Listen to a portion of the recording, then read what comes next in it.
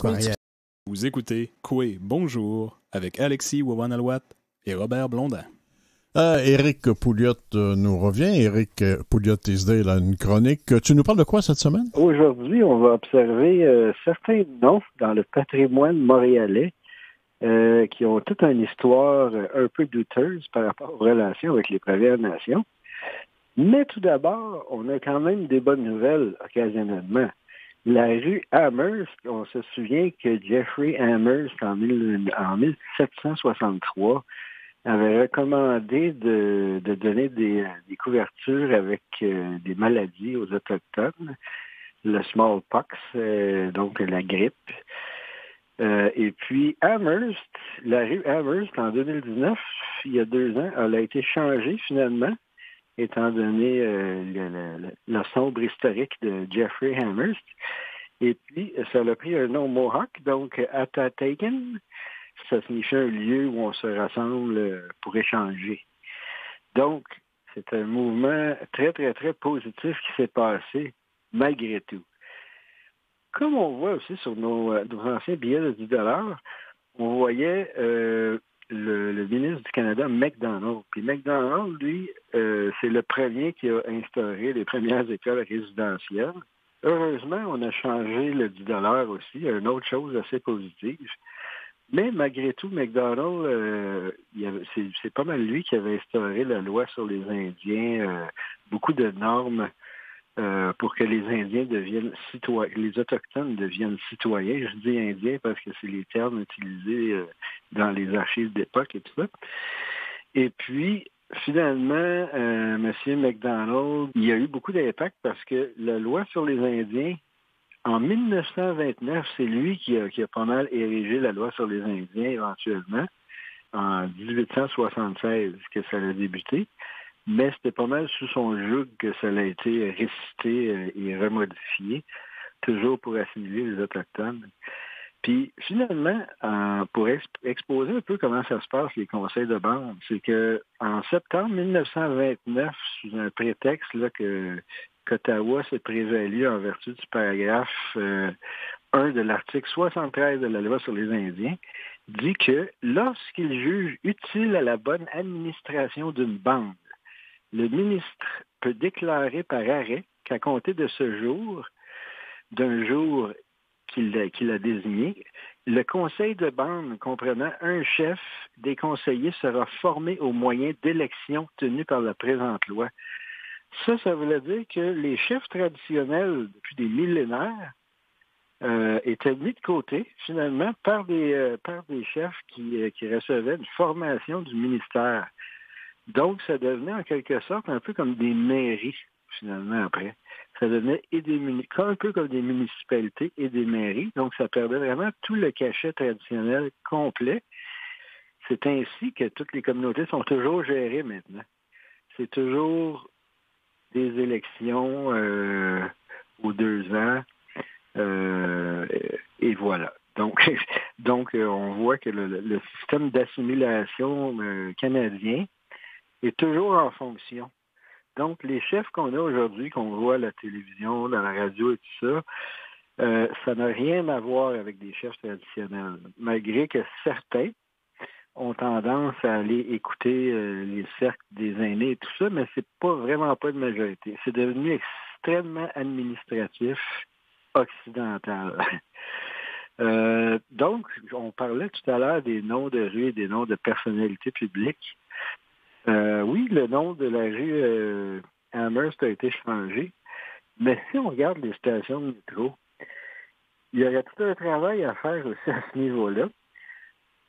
Tout d'abord, en jetant un coup d'œil sur la ligne verte, Honoré Beaugrand, qui était le maire de Montréal pendant plusieurs mandats, de 1881 à 85, sauf que le 16 novembre, quand Louis Riel s'est fait pendre, Louis Riel, qui était le chef des Métis, c'est tous les Métis de l'Est de l'Ontario et du Québec, ils se sont tous exodés vers le Alberta, Manitoba, Saskatchewan pour fonder la nation métisse. Et puis, il y a eu une guerre, et puis Louis Riel a été pendu. Et puis, Honoré Beaugrand a fêté finalement le décès de Louis Riel il a fait un festin, finalement, pour célébrer la milice du Canada qui ont capturé Louis Riel et pour sa pendaison. Un autre, la station tout de suite après, Radisson, Pierre-Esprit Radisson de Carpentras, qui vient de France. Lui, c'est un coureur des bois. Il a été capturé puis adopté par les Iroquois de 1652 à 1653. Il a appris la langue. Il a été comme intégré à la nation pendant un bref moment. Il a passé d'anglais à français, d'algonquin à mohawk par-ci par-là. Puis finalement, il est reparti en Grande-Bretagne, puis il n'est plus jamais revenu. Et puis, pourtant, il a été intronisé, puis tout ce qu'il a fait, c'est de tirer son épingle du jeu pour retirer le plus d'argent qu'il pouvait avec les traites de fourrure. Outre les autres choses qu'il a positives, disons, qu'il a peut-être faites. Ensuite, il y a, disons, le métro Cadillac, qui, lui, s'appelait Antoine Laumet, sieur de la motte Cadillac. Il a fait à peu près la même chose. Il est resté allié aux Français pour faire des coups, disons, aux Iroquois dans la traite de fourrure là, pour tirer son bénéfice jusque dans les États du nord des États-Unis. Et puis, il a fait une grosse cargaison d'environ 176 000 livres de peau de castor en un seul voyage. Donc, c'était vraiment de l'opportunisme là, incroyable. Et puis, lui aussi, il est reparti en France en 1717. Donc, sa contribution, c'était uniquement pour venir faire des sous ici. Une autre station, la station P9, lui a affirmé que le pape était infaillible en manière de dogme et de règles, et puis a craché sur le pouvoir civil des Juifs en les traitant de chiens. Donc, il a osé même prétendre que le dogme de l'infaillibilité papale, en quoi ils ont toujours raison lorsque le pape parle. On a également Frontenac, qui a une historique pas mal similaire avec Radisson et Cadillac. Il a amené l'alcool chez les Abénaquis pour les intoxiquer, pour faire des pactes avec les fourrures et des choses comme ça. Papineau, pas si mal. Papineau, il a déclaré que l'esclavage devait être aboli. C'est le premier qui a donné lieu à une série de mesures anti-esclavagistes. Malgré que dans l'historique des propriétaires d'esclaves, sa famille était détenteur de plusieurs esclaves noirs. Mais tout de même, il a promu la loi pour abolir l'esclavage. Bon, c'était quand même un très bon premier geste. Berry de Montigny aussi possédait beaucoup d'esclaves, tout comme James McGill et Peel. Fait que le centre-ville, les gros noms du centre-ville, c'était pas mal des noms, pas mal détenteurs d'esclaves.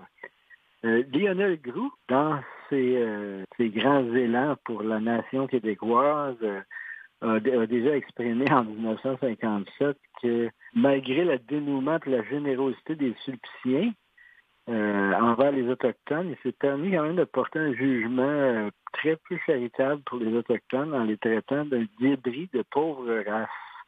Donc, Lionel Groulx, qui est un très renommé du patrimoine québécois, a pourtant eu ces dires-là. Donc, il y en a vraiment beaucoup. Et oui, on a eu quelques modifications par la Ville de Montréal, changer le drapeau de la Ville de Montréal, changer le nom de la rue Amherst, mais il y a tout un long chemin à faire encore une fois. Donc, en ce qui a trait à la réconciliation, c'est un bon début, mais il y a beaucoup de travail à faire encore.